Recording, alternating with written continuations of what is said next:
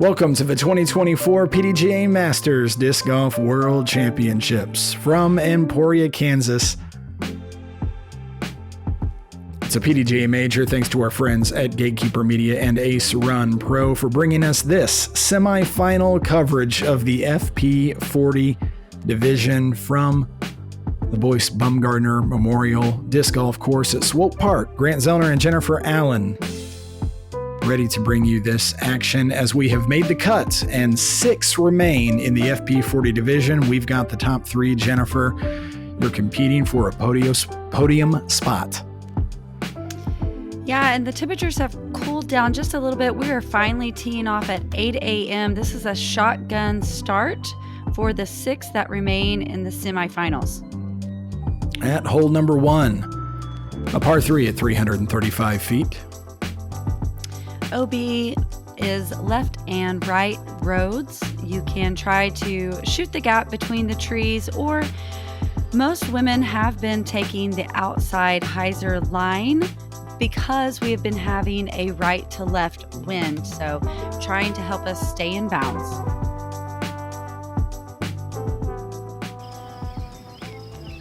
Ohn Scoggins on the box, nursing a 17-stroke lead.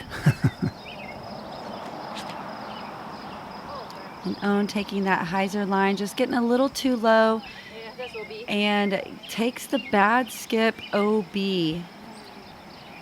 With all the rain that we had during the week, they never made it out to mow, so the grass is pretty tall, and you can see it is still pretty windy. A huge storm actually blew through during the night. You can see all the limbs down around the course. There was quite a bit of damage done. Taking the S line, just catching that last branch, but we're all going to pitch up here to the basket. Kaire leaving herself just a little bit short. She's going to have a tester to save par. Ohn's just going to pitch up, and she gets a little bit of ground play as well.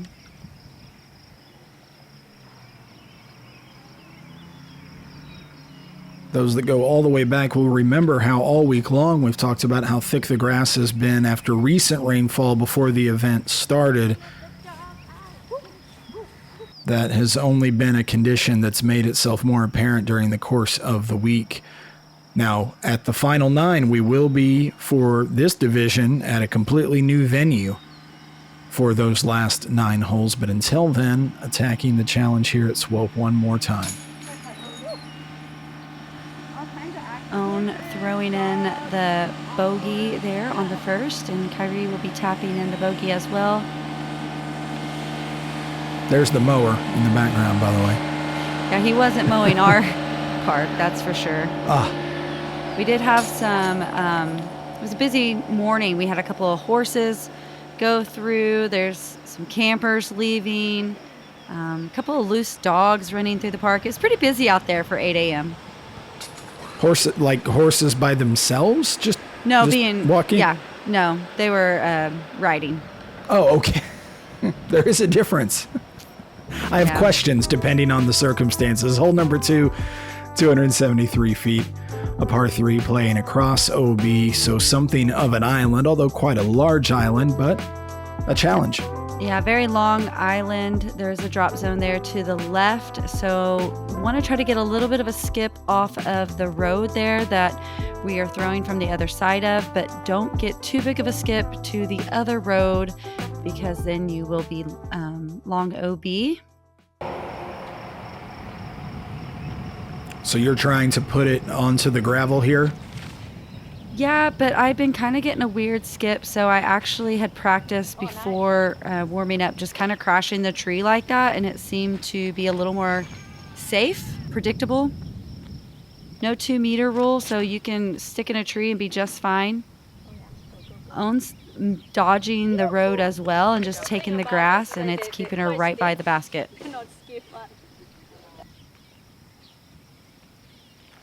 So this is an example of a strategy that you sort of modified over the course of the week?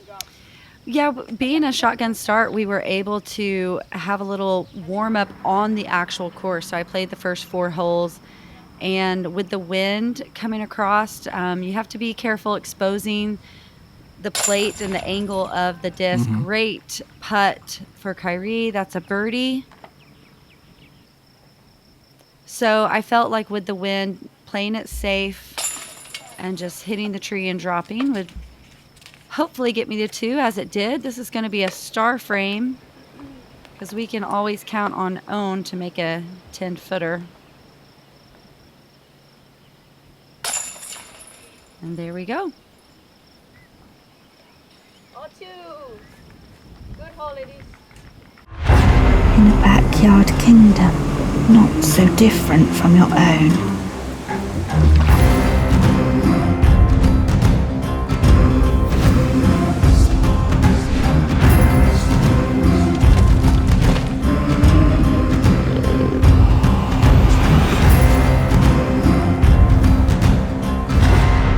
A prince of southern royalty was born of a plastic stone. Hole number 3, looking at 265 feet round the outfield. And with the right to left wind, you have to be careful that you don't throw the hyzer over the field and skip OB. So most of us have been taking the straight line with the turnover. The easiest shot is that forehand, or we've had several lefties in the field. So coming on the left side of that ballpark has been a little bit safer for most of us. Of course, that OB does come in very quickly behind the basket. I found it day 1, so I have dropped down to a putter, just trying to play it safe, actually playing it for par, which is kind of hard, to play a 265-foot hole for par, but it's so easy for my mids to go long. Ohn has this distance dialed in with her forehand. It's just like Kylie. I know. I can get my putter there.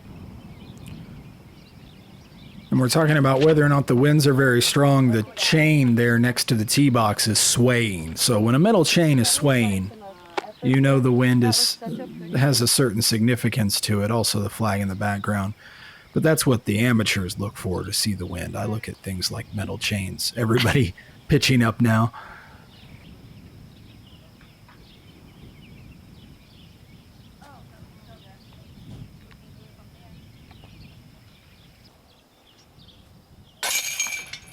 So that's back-to-back birdies for Ohn, erasing that bogey start, and she is back to 1 under for the round.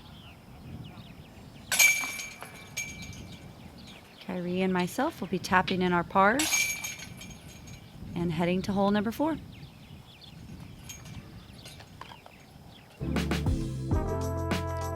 The 4th, just 250 feet straight ahead for this par 3.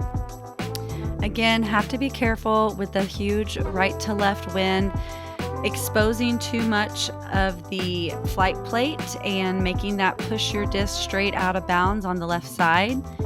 And the OB again comes up pretty quickly. It's about circle's edge behind the basket.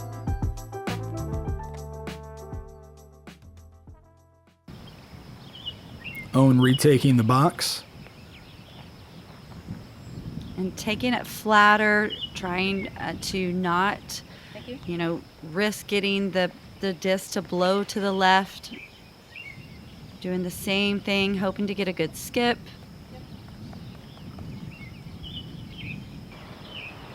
And this is a hole that I watched Kaire practice multiple times. I think she threw about 8 shots at it warming up and really couldn't get it dialed in, but man, she made some adjustments.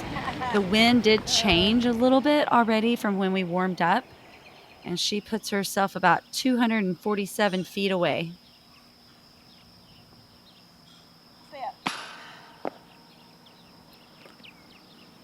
Just low there.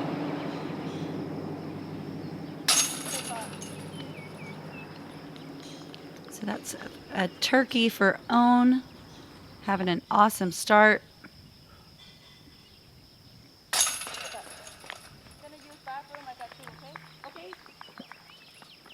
And a birdie for Kaire.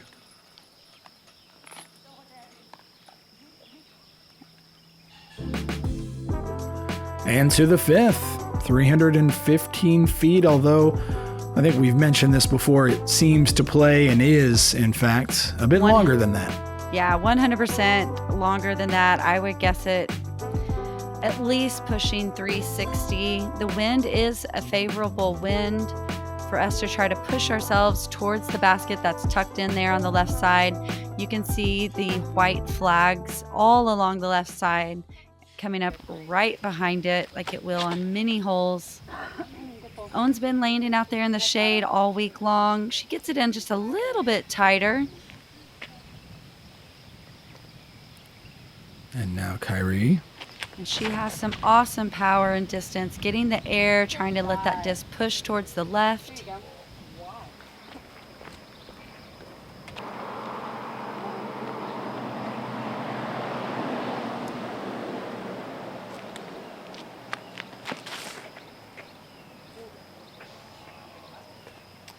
Trying to get that max distance. Stops right before the OB line, so that did dig into the thick weeds there and stayed safe. So Ohn just pitching up and almost sliding OB. It's so close behind the pins here. It's been such a theme at both courses that the FP40 has toggled back and forth between this tight OB long of the pin.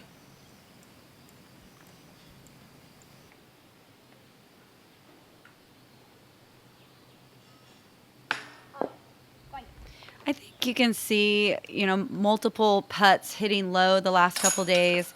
The heat has really got to us, and not so much the heat as the humidity all week long.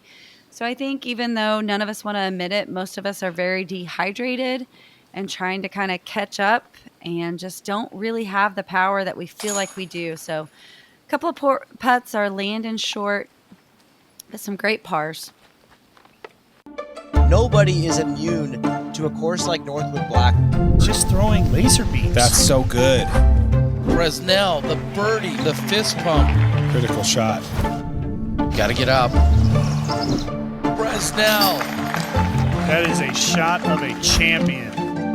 Your 2024 Champions Cup winner, Andrew Bresnell.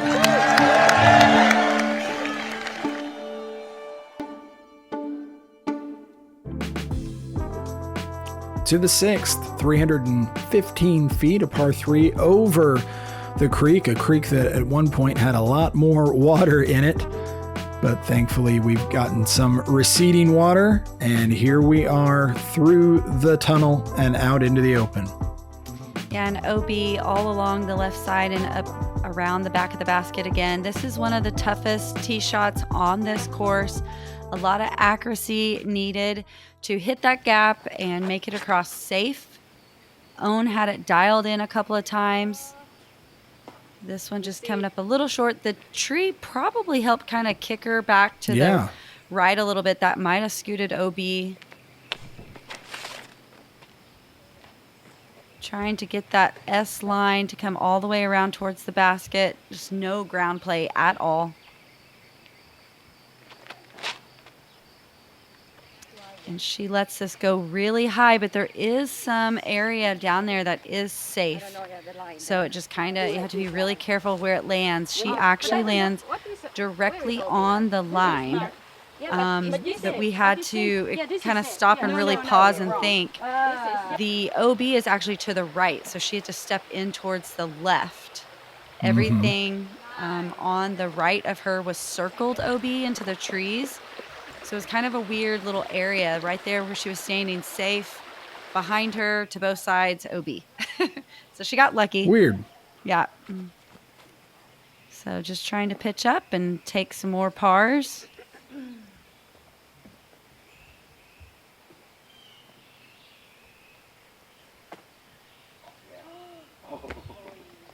Just going over the top. You can still see all those branches, the branch that there beside her. There were branches, some huge branches just down all over the course that didn't really rain anymore, so we didn't have to deal with that. But just really strong winds through the night. Even halfway blew over the concreted in metal sign of the park. So Wow. Was this from Thursday night's storms that came through the area? no, this would have been Friday to Saturday. Huh.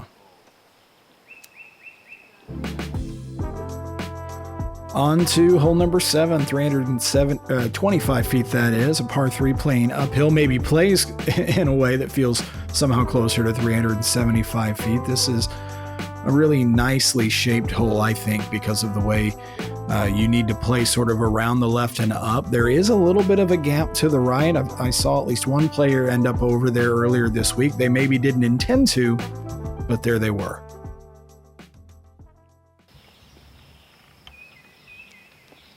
Yeah, Ohn's forehand sets up really well to try to flex it around the limbs. That if you hit those limbs, it just drops you down. So Ohn's forehand has been trickling over there to the right side, which leaves her a wide open putt. I've been catching that right branch all week long. Thought I got around it. Still catching just the iron leaves on the outside. That tree loving you. Owen. That tree loving you. Not getting the turn that she needed. This straightens out, has a ton of distance, but unfortunately that takes her out of bounds. She will have the open look, though, from up top. And she's just going to pitch in to tap in the bogey. It's kind of frustrating because it's such, that you look at the distances on this course and you're thinking, oh, I should birdie everything. But there's really just a ton of holes that we're just laying up. I don't know if that makes it a good hole or a bad hole, but a lot of threes out here on the course for the FP40, division. Ohn's going to tap in the par.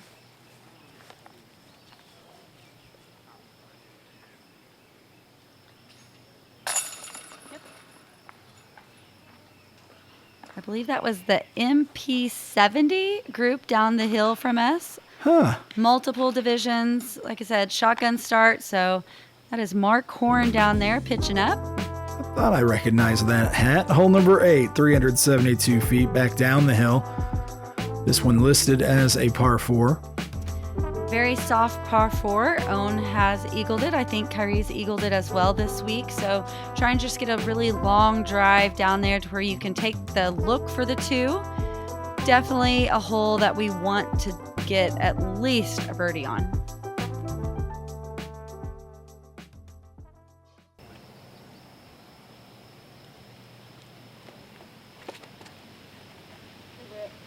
Ohn really showing us a lot more distance this week with the forehand. Get to that eagle.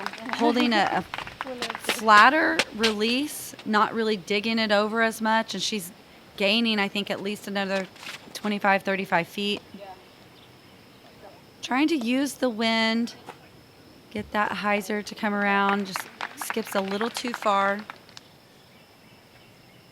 Nothing like passing a par 4. Right. Oh, Kaire. Yeah, and she almost went through that tree. There's a couple of dead branches that will kind of snag you on the way in. And it's going to have some work to get the birdie. I'm sorry, because this is a par 4, so. Right. Still has a chance for birdie. I've been landing so low. I'm like, throw this to the moon. And it still hits low. I was like, I give up. I cannot release my arm any higher.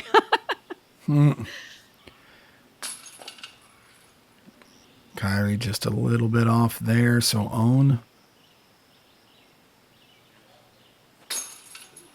And again, these are putts that we just have been seeing go in at the first of the week. So I really feel like this is kind of fatigue showing up on the putting green for everyone. Seeing a few mistakes that we haven't been seeing. But still nice to tap in the birdie.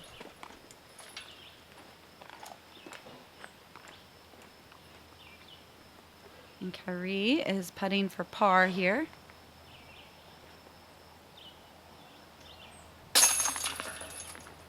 And just like that, we are almost done with the front 9 of the semifinals. Visit quirkygoodies.com today. We have over 100 fun, unique disc golf tees along with hats, stickers, metal wall art, and much more. Use code PDGA20 for 20% off. To the 9th. 300-foot par 3, tight by comparison to most of what we've seen so far this round. A really pretty little hole here. Pretty with a lot of teeth. This is one of the hardest holes on the entire course. Such a tight gap that really winds through the trees. There's not a very large gap at all to go straight at it. You're going to have to make the disc work left to right. OB comes in just right to your left, reaching down the entire fairway. So Ohn gets this up, is turning nicely, but starts to hyzer off for her to the left, and that's going to be down in the creek. Pat, our marshal, PDGA marshal, helping us out all week, spotting and retrieving our discs from down in the creek. Going with the Mako 3, catches a little bit of the limbs up top, but it's going to drop me down to the middle.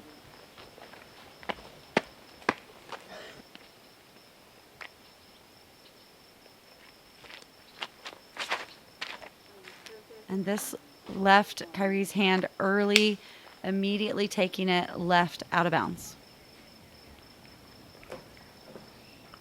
So teeth indeed here at the 9th.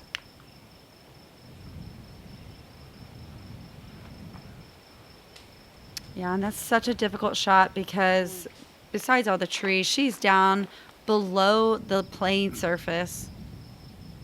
Gonna go ahead and pitch up. I think it was 140 feet. I've really been throwing the forehand great. I think with the shadows and the light changing in there, I did not see the leaves in front of me at all. So taking off quite a bit of the distance on the approach. Ohn gonna flex the pig up there towards the basket.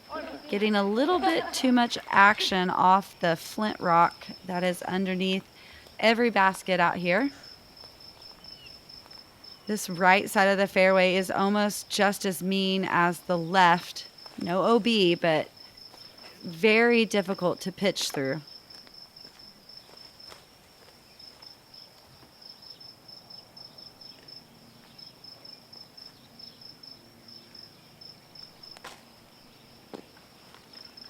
So that is as far as she could get out. She is going to be putting 5 from that lie. Just pitching out and conceding to the hole. Going to drop in the bogey. So this should be for Kaire's double bogey. Trying to save it. Just missing.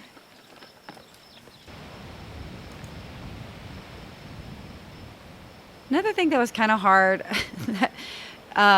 it was so humid. Anytime the wind blew our hair in our face, it kind of like stuck to our face. And so you would try to like get your hair out of your eyes. So Ohn's going to bogey as well with the OB stroke. And Kaire is unfortunately going to tap this in for a triple bogey. And we are done with the front 9. 9 more holes before the cut. And we will be moving over to Champions Landing. Pretty quick when you're just playing in a threesome. There's a second threesome in the division also playing. Everybody vying for a spot. In that final 9, a card of 4 will get to play that final 9. We'll see who it is after the conclusion of the back 9, which is coming your way here in the semifinal round from the FP40 division at the 2024 PDGA Masters Disc Golf World Championships.